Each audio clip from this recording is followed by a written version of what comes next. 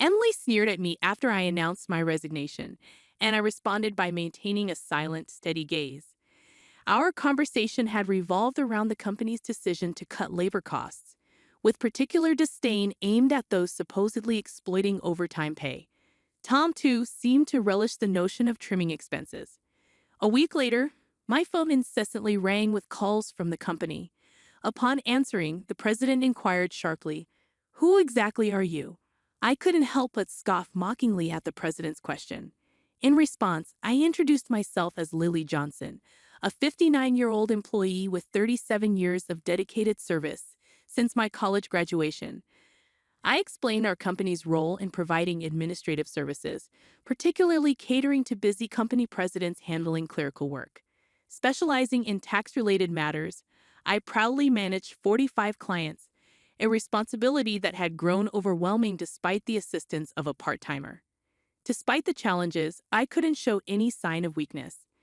Our clients were long-standing relationships, and their adversities fueled my determination. Today, as I sat in front of my computer, the relentless harassment from Tom and Emily weighed heavily on my mind. Tom, 7 years my junior and now the head of the tax department, had drastically changed his demeanor 3 months ago upon promotion. His once polite tone was replaced with condescension and complaints, making every interaction a struggle. Even when I countered, he remained unfazed, instructing me to consult the manual for guidance and warning against unnecessary actions. Emily, Tom's assistant, joined in the harassment, criticizing my efficiency and mocking my rank and file status.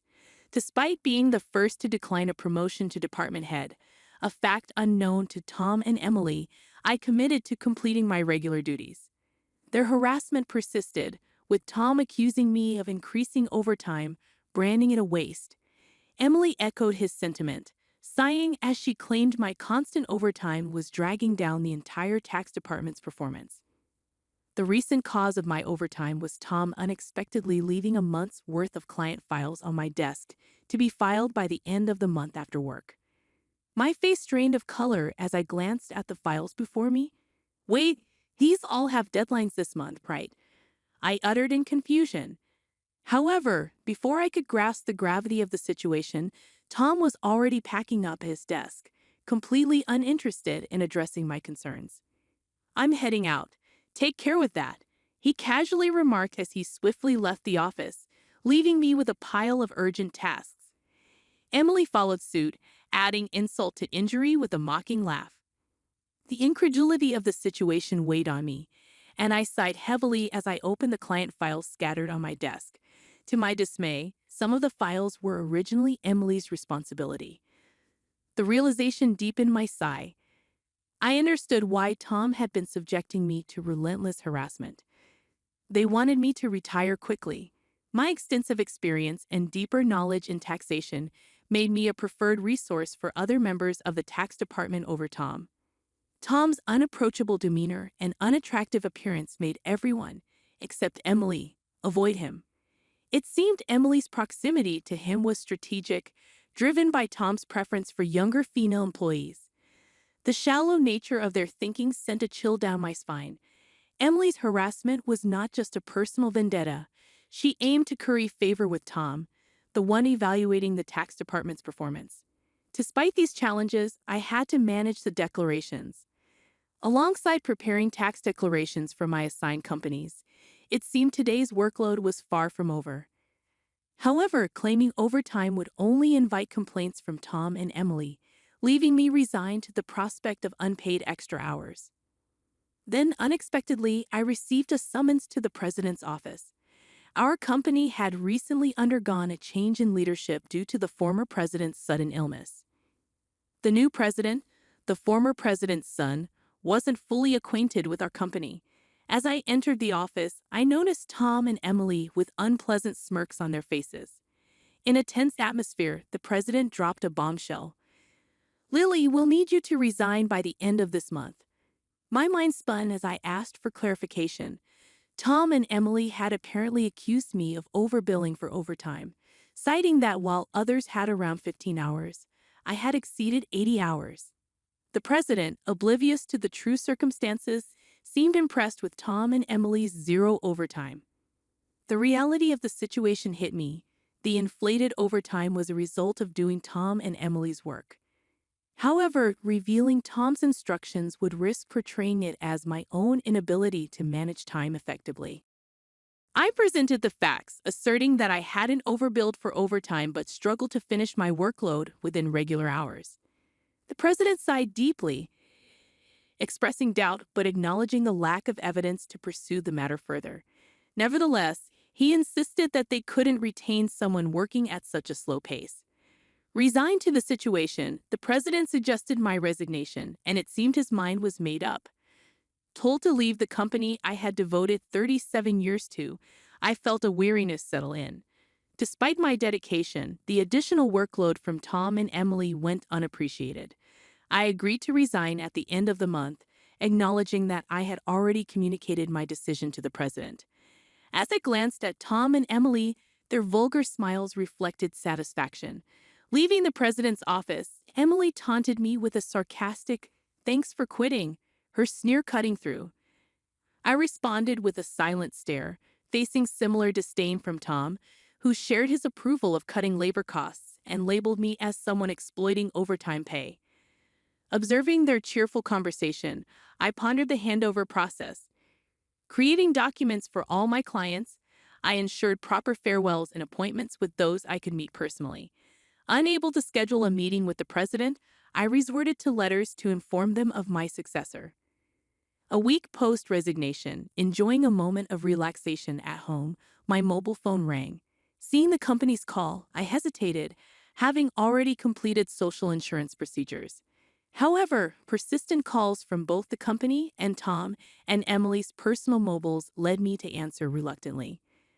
As I picked up, the president urgently spoke, asking, "Who exactly are you?"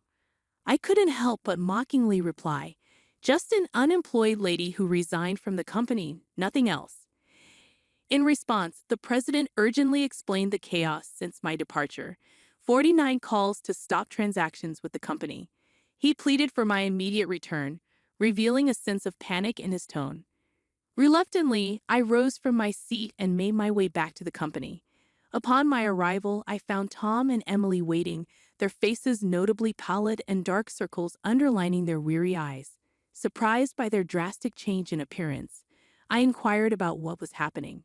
Tom glared at me and revealed, "Since you left, we've been bombarded with calls to stop transactions, not just from your clients but also from prospective companies we were planning to introduce." "What did you do?" Emily echoed the suspicion, expressing disillusionment at the thought of me resorting to underhanded tactics. Their haggard appearance suggested the toll handling cancellations. While I had not manipulated the clients, I had a hunch about the reason behind the transaction halts. Considering the inevitability of cancellations, I mumbled my thoughts aloud. Tom, however, accused me outright, insisting I had orchestrated something. He demanded I go to the president's office immediately, forcefully escorting me there. Upon entering the president's office with Tom and Emily, the president greeted me with a direct look in his eyes. Tom declared, "President, I brought her," with an air of authority, while Emily hurriedly followed suit. Ignoring their accusatory tone, the president questioned me about the abrupt halt in transactions after my departure. I took a deep breath and explained, "Our clients don't need us to manage their taxes.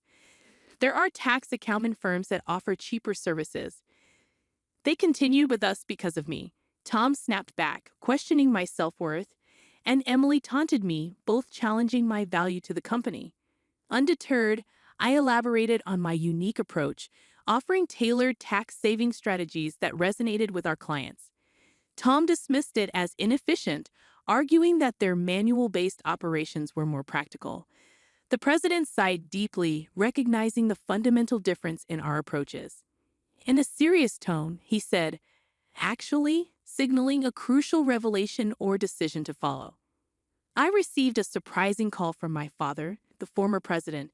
It turns out that some clients, who had stopped transactions, went directly to Dad to negotiate on my behalf. I hadn't anticipated clients going to such lengths for me. Dad emphasized that the tax department thrived because of my contributions. Not only did I manage my clients efficiently, but I also supported my colleagues' clients, possessing knowledge that even Tom couldn't match. Dad disclosed that if I hadn't declined the promotion, I would have held a higher position than a department head by now. The current president expressed regret with a pained expression. Emily appeared shocked, probably grappling with the idea that I could have been her superior. The president apologized for making me resign initially and asked if I would consider revoking my resignation. According to Dad, I was indispensable to the company. While I appreciated the change in the president's perspective, I hesitated to accept. Tom interrupted our conversation, visibly upset, and protested the president's decision, questioning why I was chosen over him. Emily echoed his sentiments, praising Tom's leadership and expressing disbelief at the preference for me. The president then sternly addressed them, revealing that since my resignation, numerous complaints had been received from the tax department, suggesting they had been shifting their workload onto others.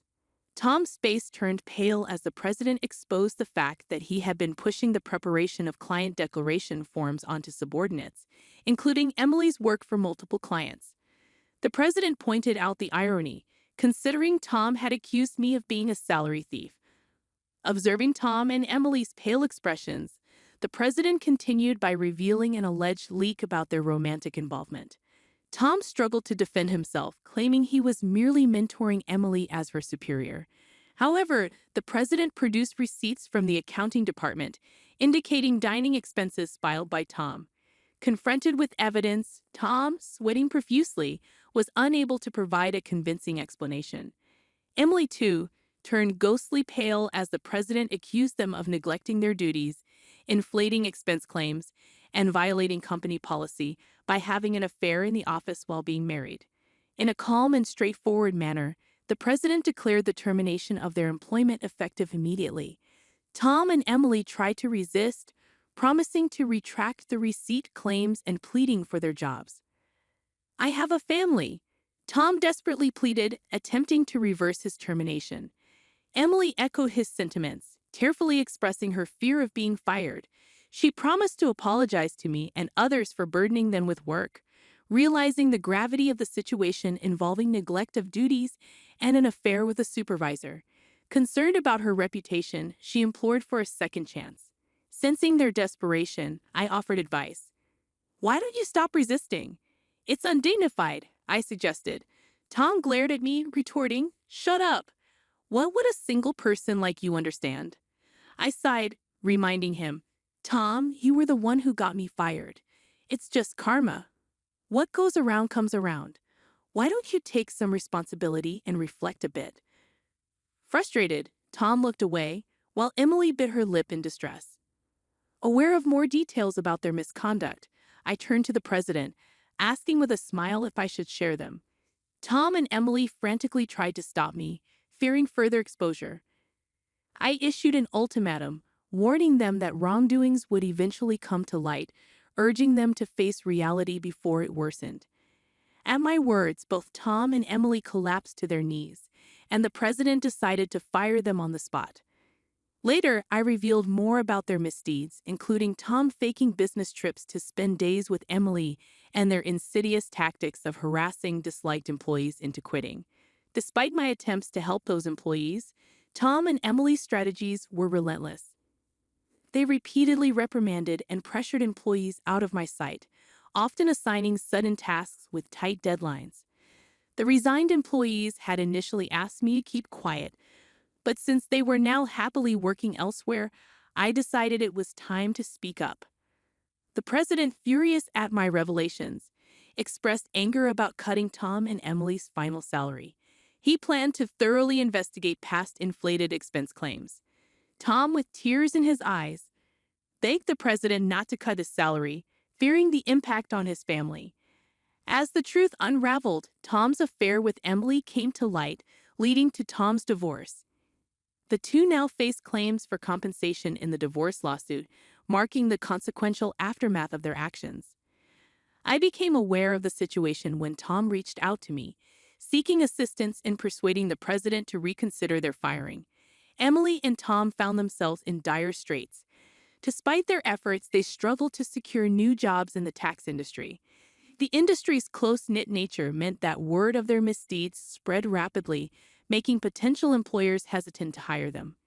Desperate for income to cover divorce compensation and living expenses, they resorted to day labor at construction sites, a stark departure from their previous office roles. Emily would often call me in tears, pleading for help. "Lily, please help. I only wanted a better life, and I never truly liked Tom," she'd cry. However, I couldn't ignore the fact that their predicament was a consequence of their own actions. Many, including myself, had been impacted by their behavior. I reminded Emily that the consequences were a result of her choices. "You can't unring a bell," I told her firmly. Facing hardships was the consequence of her decisions. Emily's despair echoed through her protests. Despite her regrets, the outcome remained unchanged. As for me, I chose to distance myself from the chaos of the corporate world. Despite the president's pleas for my return, I declined. Once told to resign, I had no desire to return. Instead, I found solace in assisting at a friend's tax office, supplementing my income and enjoying a more relaxed lifestyle. In the future, I entertained the idea of starting my own office, where I could serve my clients without the constraints of corporate bureaucracy. In my own space, I could fully dedicate myself to my clients' needs.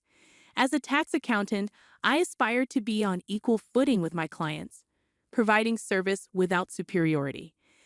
This marked the beginning of a new chapter in my life, one filled with excitement and opportunities to pursue what truly mattered to me. My second life had just begun, and I eagerly anticipated the journey ahead.